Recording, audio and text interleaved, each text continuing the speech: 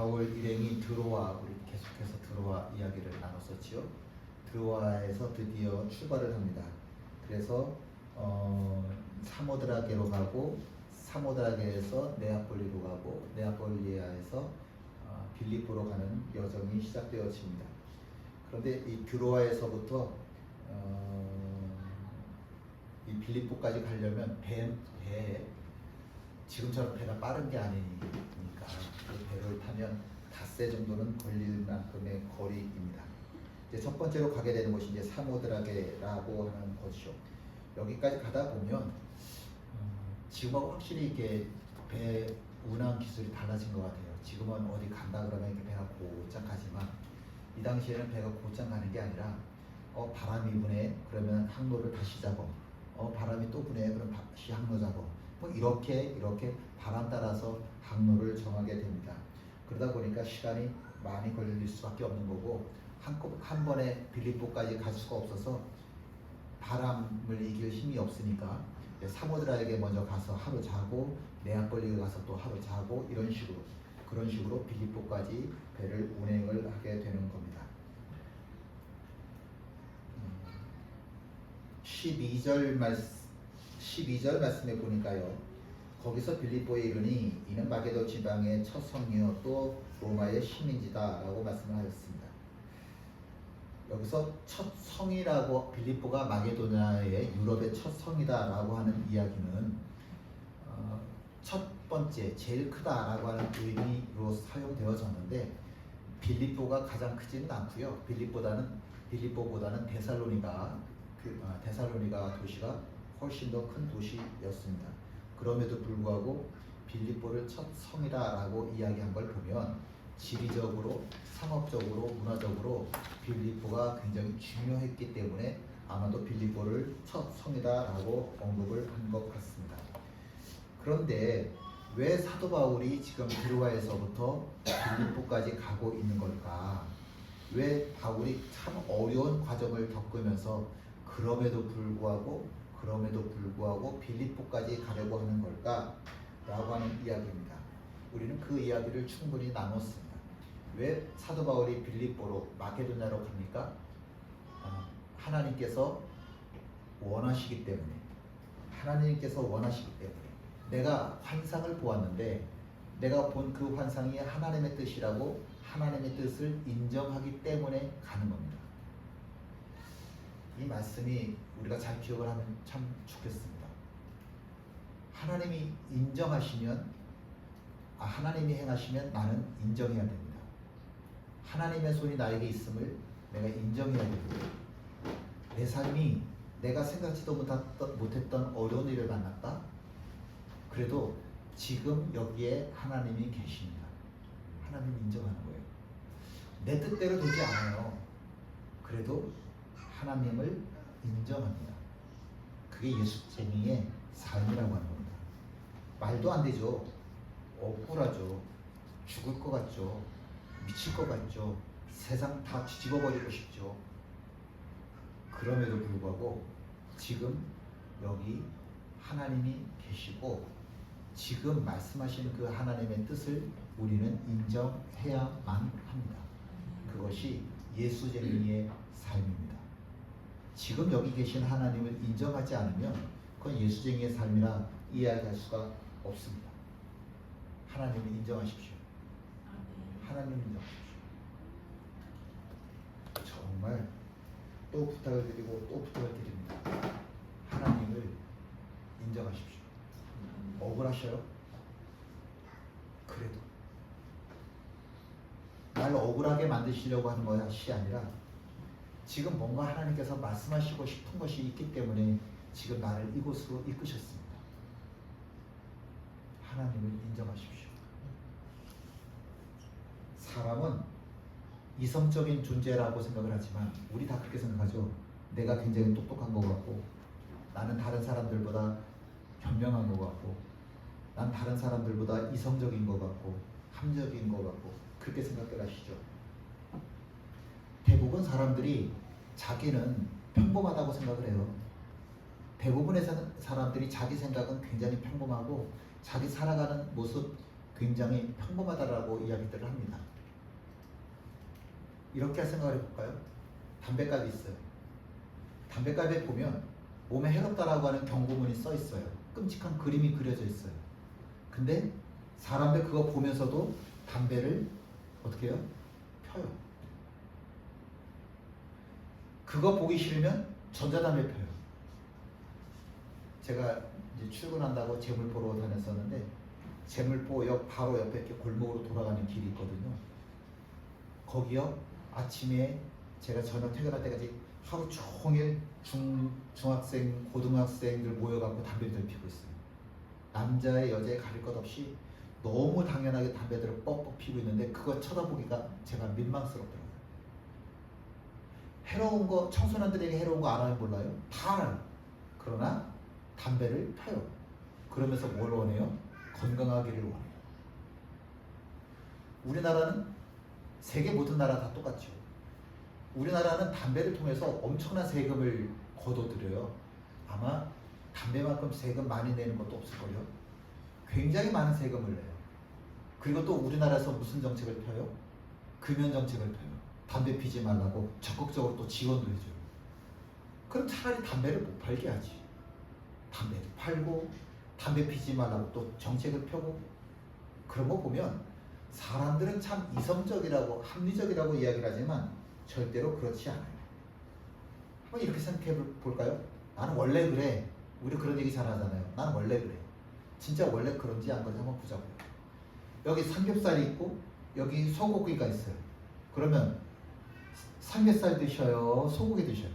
삼겹살 드시는 분은 오른쪽 눈을 찡긋, 소고기 드시는 분은 왼쪽 눈을 찡긋. 자, 근데 우리 최민수 집사님이 갑자기 돈이 생겼다고 밥을 사겠다며. 근데 먹고 싶은 대로 다 사주겠대요. 먹고 싶은 대로 다 사주겠대요. 그러면은 내가 소고기 먹고 싶어요? 삼겹살 먹고 싶어요? 소고기 먹고 싶지. 한우, 안창살, 뭐 이런 꽃등심 뭐 이런 거 먹고 싶잖아. 원래 나는 삼겹살 먹고 싶었는데 누가 사준다고 하니까 갑자기 내가 원래 좋아하던 거 대신에 더 비싼 거, 더 좋은 거, 그리고 휙 마음이 돌아서 버리잖아요. 사람은 못 믿어요. 내가 이성적이라고요? 아이, 결혼식을 합니다. 그러면 신랑 신부가 이렇게 서요. 서로 서약을 해요. 나는 평생 동안 내 아내만 사랑하겠습니다. 내 남편만 사랑하겠습니다. 서로 서약을 해요. 하나님 앞에서 성경 위에 손을 얹고 그렇게 약속을 해요. 자기들 때문에 온 수백 명의 하이들 앞에서 약속을 해요. 그런데 그 약속을 지키며 살아가는 부부가 얼마나 돼요? 10%는 될까요? 10%도 언제나 될 거예요. 평생 내 아내만, 평생 내 남편만 사랑하면서 사는 사람, 마음 변하지 않고 그렇게 살아가는 사람 별로 없어요. 내가 하나님의 말씀 위에 손을 얹고 맹세했지만, 수많은 사람들 앞에서 약속을 했지만, 그러나 사람들은 그 약속 안 지키면서 살아갑니다. 사람들은 물론 모든 사람들이 다 자기를 이성적이라고 합리적이라고 생각하지만, 그러나 그렇게 이성적이고 합리적인 사람은 없어요. 사도 바울은 자기가 본 환상이 정말 하나님의 뜻인지 이성적으로 합리적으로 판단을 합니다. 그리고 이것이 정말로 하나님의 뜻이라고 분명하게 내가 고백되어지기 때문에 내가 즉각 실행에 옮겨서 하나님의 뜻을 실행하게 됩니다. 믿음이라고 하는 것은 내가 하나님의 말씀을 묵상하는 것, 이건 믿음 아니에요. 하나님은 사랑이야 라고 이야기하는 거, 이거 믿음 아니에요. 내가 믿고 있는 그것 그대로 살지 않는다면 그건 죽은 믿음이에요. 믿음이라고 하는 것은 내가 행함이 있을 때 그것을 믿음이라고 이야기하지, 행함이 없다라고 하면 그건 믿음이 아니에요. 그래도 믿음이죠. 죽은 믿음이에요. 죽은 믿음을 어디다 쓰게요? 죽은 건 냄새나요. 썩어요. 그러면 버려야 돼요. 그거 가지고는 하늘나라 갈 수 없어요. 행함이 있어야, 살아있는 믿음이 있어야 우리가 온전한 예수쟁이가 될 수 있는 겁니다. 행함이 있어야만 내가 믿었던 것을 입으로 선포했던 그것을 실행해야만 하는 거지요. 여기 값비싼 물감들이 쭉 늘어있어요. 세계에서 제일 비싼 물감이에요. 너무너무 귀한 물감이에요. 이것이 중요합니까? 아니면 그 물감을 가지고 아름다운 그림을 그리는 것이 중요합니까? 하나님의 말씀이 중요하다고? 중요하지요.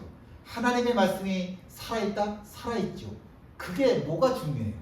내가 그 말씀대로 살지를 않는데, 그 말씀대로 산다고 한다면 아무리 하찮은 말씀이라 하더라도 값진 보물이 되어지지만, 아무리 귀한 말씀이라 하더라도 그 말씀을 내가 알아도, 그 말씀을 내가 믿어도, 내 입으로 줄줄줄줄 외워도 내가 그 말씀대로 살지 않으면 하나님의 말씀은 나와 아무런 상관이 없는 겁니다. 사도 바울은 믿었어요. 그래서 어떻게 해요? 실행에 옮겼어요. 그래서 위대한 겁니다. 믿었어요. 그래서 그대로 산다고요. 사도 바울이 배를 타고 건너는 배를 우리는 에게해라고 이야기를 하죠. 뭐 가서 보면 뭐 제주도 앞바다나 별로 다를 바가 없는데, 어쨌든 에게해라고 하는 이 바다를 건너게 됩니다.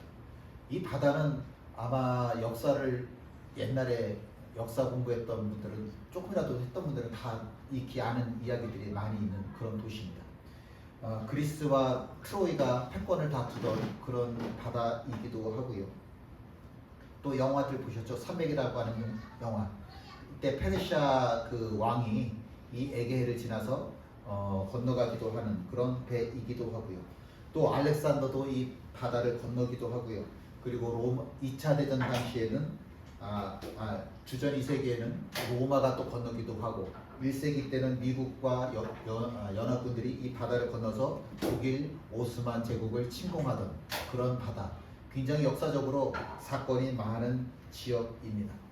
이 드로아라고 하는 곳은 예전에는 트로이라고 하는 이름으로 불렸었습니다. 트로이 아시죠? 트로이. 트로이는 아주 강력한 도시국가였습니다. 이 에게해 지역에서 굉장히 강력한 힘을 나타내던 도시였었어요. 혹시 넷플릭스에 보면 트로이의 목마라고 하는 그 영화가 있으니까 한번 보셔도 도움이 될 것 같습니다. 그 트로이라고 하는 도시가 굉장히 강력한 도시 국가였는데, 이곳에 이 왕자 파리스라고 하는 왕자가 스파르타라고 하는 왕비를, 헬레네라고 하는 왕비한테 반해요. 총각이 다른 나라의 왕비한테 반해가지고 그 왕비를 훔쳐서 자기네 나라로 데리고 와요. 그러니까 스파르타가 화가 나잖아요. 그래서 그 주변에 있는 이 그리스 국가들을 연합을 해가지고, 아마 들어보셨죠? 오디세이아. 그 오디세이아를 중심으로 해서 전쟁을 벌이게 되죠. 그런데 그 전쟁을 벌이는데 10년이나 전쟁이 계속되어도 승패가 갈라지지를 않으니까, 어느 날 이 그리스 연합군들이 트로이에 큰 목마를 하나 만들어 놓고서는 다 사라져 버렸어요. 그러니까 이 트로이가 우리가 이겼구나. 얘네들이 졌다고 우리한테 그 신전한테 바칠 재물, 큰 목마를 갖다 놓고 다 도망갔구나. 그리고 기분이 좋아서 성문을 활짝 열고, 그리고 트로이의 목마를 가지고 들어와서 그날 밤 술을 진탕 먹으면서 다 취하죠. 그랬더니 그날 밤에 그 트로이 목마의 안에 있던 30명의 그 군인들이 나와서 성문을 열고, 그날 밤에 트로이라고 하는 나라가 멸절을 당하죠. 그 이후부터 트로이의 목마, 그렇게 이야기를 하면 한 공동체가 외부의 요인에 의해서 내부적으로 무너지는 것을 트로이의 목마다라고 우리가 이야기를 합니다. 그 다음에 드로아에서 사모드라게라고 하는 곳으로 갔지요. 그 사모드라게라고 하는 섬의 또 다른 이름이 있습니다. 뭐냐면 포세이돈 섬입니다. 포세이돈이라고 하는 것은 그 당시 이 지역에서 섬기던 바다의 신이죠. 바다의 신. 근데 이 포세이돈이 나타나서 이 트로이의 그 밭을 다 침략을 했대요. 그래서 그 다음부터 포세이돈 섬이라고 하는 이름으로 불리게 됩니다. 아마 사도 바울이 도착했을 때는 이 당시에 포세이돈 큰 신상이 세워져 있었을 것이고, 그리고 그곳에 큰 신전이 있었을 겁니다. 근데 전쟁을 하다 보니까 다 망했거든요. 그래 프랑스에서 여기 무너진 돌들을 이렇게 가지고 자기네 나라로 다 몰래 빼돌렸어요. 그래서 그 유명한 루브르 박물관에 다 가지고 가서 훔쳐온 조각들을 일일이 하나씩 다 조각을 해냈는데 그 중에 하나가 뭐냐면 이 보시는 것처럼 아주 유명한 조각이죠. 사모드라게의 승리, 아니면 또 다른 말로 사모드라게의 승리의 여신, 또 승리의 여신 니케라고 하는 이름으로 불리는 그런 조각이 발견되기도 합니다. 루브르 박물관에 가면 제일 유명한 게 두 가지 조각상이 있는데 하나는 이거고요. 승리의 여신 니케라고 하는 이거고요. 또 하나는 그 팔 없는 비너스상. 이 두 개가 가장 유명하죠. 사도 바울이 그리고 결국은 빌립보라고 하는 곳에 도착을 하게 됩니다. 이 빌립보도 원래는 조그만 도시였었어요. 그런데 알렉산더의 아버지 필립 2세가 자기 이 도시를 굉장히 그 지역에서 가장 큰 도시로 탈바꿈을 시켰어요. 확장을 시켰고, 그리고 자기 이름을 따서 빌립보다라고 이름을 붙였습니다. 빌립보. 그래서 생긴 이름, 알렉산더가 자기 아버지 이름을 따서 지었기 때문에 빌립보라고 하는 이름으로 지금껏 우리가 알고 있습니다. 이 빌립보도 우리가 잘 익히 들어봤던 이름들이 많이 나오는 곳인데, 그 로마 황제 중에 카이사 있지 않습니까? 카이사가 마지막에 자기가 양아들처럼 키웠던 브루투스라고 하는 사람한테 죽잖아요. 근데 그게 왜 유명한 말인지 모르겠는데 브루투스 너 맞아? 그리고 죽었다고 그러잖아요. 그 말이 지금껏 가장 유명한 말처럼 되어졌는데, 그 브루투스라고 하는 사람과 그 사람 말고 또 다른 양아들 옥타비아누스라고 하는 사람이 있었죠. 그 두 사람이 전쟁을 벌였던 장소, 그것이 또 빌립보라고 하는 곳입니다. 그러니까 이 지역 우리가 보았던 지도, 지금 바울이 이렇게 배를 타고 올라갔던 이 지역에 보면 세계적으로, 역사적으로, 문화적으로, 경제적으로, 정치적으로 굉장히 큼직한 사건들이 많이 있었던 곳입니다. 바울이 도착한 빌립보는 내가 혼자 조용히 기도하는, 묵상하는, 예배만 드리는 그런 기도원 같은 곳이 아니었었어요. 견실하고 동떨어진 곳이 아니라 이 안에는 살인, 전쟁, 속임, 배신, 별의별, 우리가 이름 붙일 수 있는 악한 일들은 다 일어났던 그러한 곳이 바로 지금 사도 바울이 복음을 들고 갔던 자리입니다. 한번 이렇게 질문을 해볼까요? 그렇게 살인이 많고, 음모가 많고, 배신이 많고,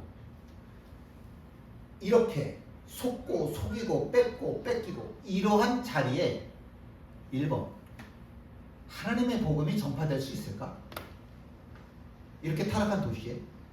두 번째 질문, 이런 곳에 하나님의 복음이 전파되어져야 할까? 과연 이렇게 타락한 도시에 이러한 사람들이 하나님의 복음을 받아들일 가능성이라고 하는 것이 있을까? 어떻게 생각하십니까? 모든 더러운 것들이 난무하는 세상 그 한복판에 과연 그 자리에 하나님의 복음이 들어갈 자리가 있을까? 그렇다고 생각하십니까? 교회가 너무 분란이 심해져서 견디다 못한, 제가 말씀드렸던가요? 제가 지난주에 말씀드린 것 같기도 하고, 이 교회가 너무 분란이 심해지니까 장로님 한 분이 자기 영, 혼, 육이 다 망가졌다고 고민하다가 결국 그 교회에서 나온 장로님이 계셔요. 그 장로님이 이렇게 얘기를 하더라고요. 하나님이 살아계실까요? 또 하나의 질문을 했어요. 하나님이 도대체 어디 계신 걸까요? 하나님이 살아계십니까? 하나님이 도대체 어디 계신 겁니까? 분명히 예수쟁이들이 모인, 거룩해지기 위해서 세상 사람들보단 그래도 좀 낫다라고 하는 사람들이 모인 곳이 교회인데, 목사님하고 장로님들하고 으르렁대는데 서로 잡아먹으려고 싸우는 모습을 보니까 이게 무슨 교회야? 그러면서 자기 영혼이 너무 피폐해져 가더래요. 바울이 네아폴리라고 하는 곳으로 가게 되는데, 그곳에 가면 성 니콜라스라고 하는 교회가 있어요. 성 니콜라스 교회. 거기 가면 그 문 바로 옆에 이렇게 큰 벽화가 새겨져 있습니다. 이게 벽화가 한 개의 그림이 아니고 두 개의 그림입니다. 좀 그림을 쪼개서 제가 사진을 찾아봤는데 좀 찾을 길이 없어서 두 개를 이렇게 같이 한 장면, 원래 하나니까 한 장면을 해놓은 사진을 가지고 왔습니다. 왼쪽에 있는 그림은 사도 바울이 마게도냐 사람이 나타나는 환상, 그 환상을 그린 그림이에요. 왼쪽에 있는 그림은. 그리고 이렇게 가운데 선이 보이죠? 그 배를 타고 그래서 오른쪽으로 마게도냐로 건너가게 되는 거예요. 그러니까 사도 바울이 왼쪽 그림에는 누워 있고 오른쪽 그림에는 사도 바울이 배를 타고 내리는 거예요. 그게 이제 두 번째 그림이거든요. 오른쪽에 있는 그림이거든요. 근데 여기 마게도냐 사람, 그 왼쪽에 마게도냐 사람 있잖아요. 요거는 알렉산더를 이야기한다고 해요. 어쨌든 자, 오른쪽 그림에 보면 사도 바울이 성경 한 권을 들고 네아폴리, 유럽에 첫 발을 딱 내디는 장면이 그려져 있습니다. 보시면 사도 바울이 등에 짊어진 거 아무것도 없고 다른 거 아무것도 가지고 있지 않아요. 딱 한 가지만 가지고 있다고요. 사도 바울이 뭐만 가지고 있어요?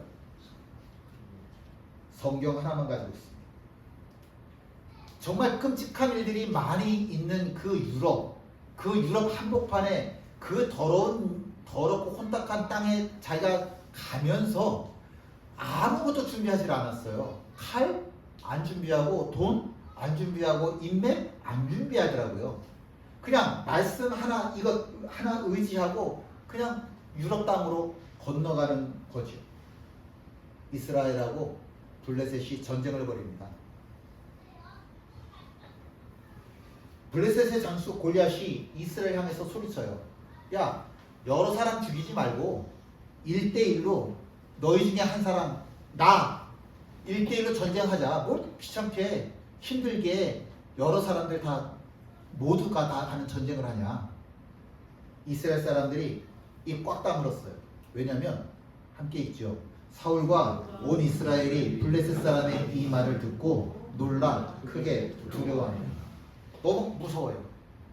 그 골리앗이 이스라엘의 하나님을 조롱을 하고 왕을 조롱을 하고 이스라엘 전체를 다 조롱을 하는데도 불구하고 누구 하나 입도 뻥끗 못하는 이유는 골리앗이 너무 두려운 거예요. 말을 못하겠더라고요. 감히 그 앞에 나설 수가 없더라고요. 골리앗이 가지고 있는 무기 우리도 가지고 있잖아요. 골리앗이 믿고 있는 군대 우리도 군대 있잖아요. 그런데도 불구하고 감히 골리앗하고 맞서 싸울 용기가 생기지를 않더라고요. 하나님 알죠. 근데 이 자리에 하나님 계시다고 하는 사실이 인정이 안 돼요. 지금 하나님이 나와 함께 계시다고 하는 이 사실이 인정이 안 돼요. 그러니까 자꾸 내 마음에 무슨 마음만 드냐면 두려운 마음만 들어요. 두려운 마음. 하나님이 여기 계시다고 하는 사실이 왜 이렇게 안 믿겨지죠?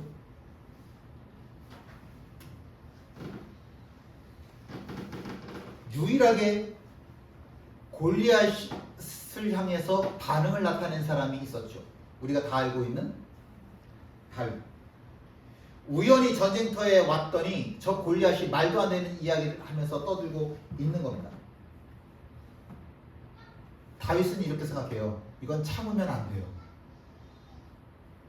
우리는 분노를 일으키면 안 되는 사람들이에요. 분노를 내도 그 날을 다 하나님이 풀라고 말씀하시잖아요. 우린 분노를 일으키는 사람들이 아니에요. 그런데 지금은 분노해야 돼요. 왜? 하나님 욕하고 있잖아요. 분노해야지 지금 이 순간. 그래서 싸움에 나섰어요. 그런 다윗을 보면서 사람들이 하는 이야기는 뭐예요? 저 치열한 행동하고 아니에요. 저 객기분이야 객기. 지가 뭐라고. 왕도 비웃고 다른 모든 사람들도 다 다윗을 비웃어요. 심지어 다윗의 친형들도 다 비웃어요. 물론 과학적으로 분석을 해보면 골리앗이 다윗과의 싸움에서 질 확률이 없죠. 없죠. 이게 어떻게 싸움이 될 수 있겠습니까? 당연히 세상 모든 사람들이 다윗을 비난하는 겁니다. 전 말도 안 되는 짓거리 하고 앉아있네 저거. 저러다 저거 골리앗한테 한 번에 나가 죽지 저거. 함께 있습니다. 너는 칼과 단창으로 내게 나오거니와 나는 만군의 여호와의 이름 곧 네가 모욕하는 이스라엘 군대의 하나님의 이름으로 내게 나아가노라. 오늘 여호와께서 너를 내 손에 넘기시리니 내가 너를 쳐서 내 목을 베고 블레셋 군대의 시체를 오늘 공중에 세워 땅에 들짐승에게 주어 온 땅으로 이스라엘의 하나님이 계신 줄 알게 하겠고 또 여호와의 구원하심이 칼과 창에 있지 아니함을 이 무리에게 알게 하리라. 전쟁은 여호와께 속한 것인즉 그가 너희를 우리 손에 넘기시리라. 아멘. 이스라엘이 믿는 하나님과 다윗이 믿는 하나님이 달라요?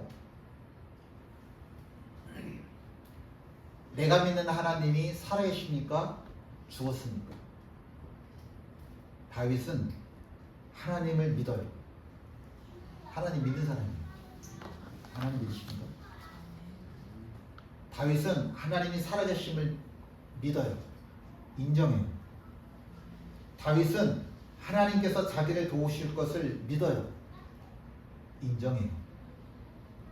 아멘이십니까? 다윗이 꼭 얘기하고 싶은 게 있는 거예요. 구원이라고 하는 것은 칼과 창에 있는 것이 아니라고. 구원은 오직 누구에게로부터 온다? 하나님께로부터 온다. 이것을 자기의 삶을 통해서 이야기하고 싶은 거예요. 하나님 여기 살아계시다고. 오늘 하나님께서 나를 통해서 구원을 베푸실 것이라고. 그렇게 기도하십니까? 하나님 살아계시다고.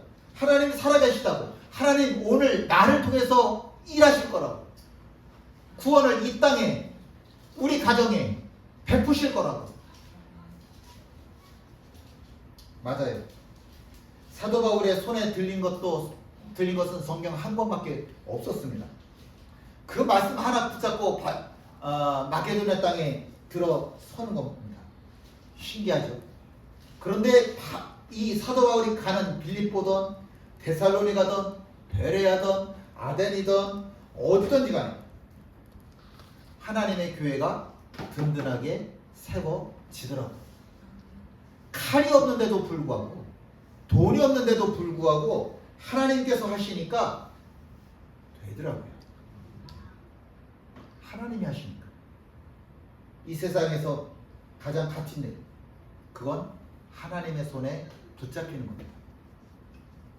이 세상에서 가장 값진 일, 그건 내가 하나님의 축복의 통로로 사용되어지는 겁니다. 유명해지는 것, 많이 갖는 것이 아니라 이 세상에서 가장 값진 일은 내가 하나님의 손에 붙잡혀지고 내가 하나님의 축복의 통로로 사용되어지는 것입니다. 고약한 율법 선생이 예수님을 올무에 걸려고 물어봅니다. 예수님, 성경에서 제일 귀중한 말씀이 뭐예요? 예수님이 다시 되물으셨습니다. 성경 뭐라고 써있디? 하나님 사랑하고요, 이웃 사랑하라고요. 예수님 뭐라고 말씀하셔요? 함께 읽죠. 내 대답이 옳도다. 이를 행하라. 그러면 살리라. 아는 것이 힘이라고? 그건 틀린 말이에요. 아는 것이 힘이 아니라 행하는 것이 힘입니다. 아무것도 행하지 않는데 답이 생겨요? 아무것도 하지 않는데 반찬이 생겨요? 아무것도 하지 않는데 하나님의 구원이 이루어질 수 있겠습니까? 하나님을 인정하십시오.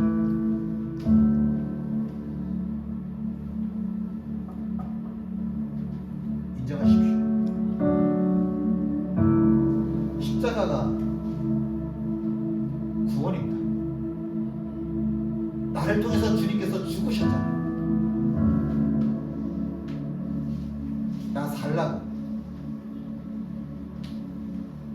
하나님 지금 여기 계셔요. 그리고 말씀하시잖아요. 내가 너를 통해 말하고 싶어. 내가 너를 통해 일하고 싶어.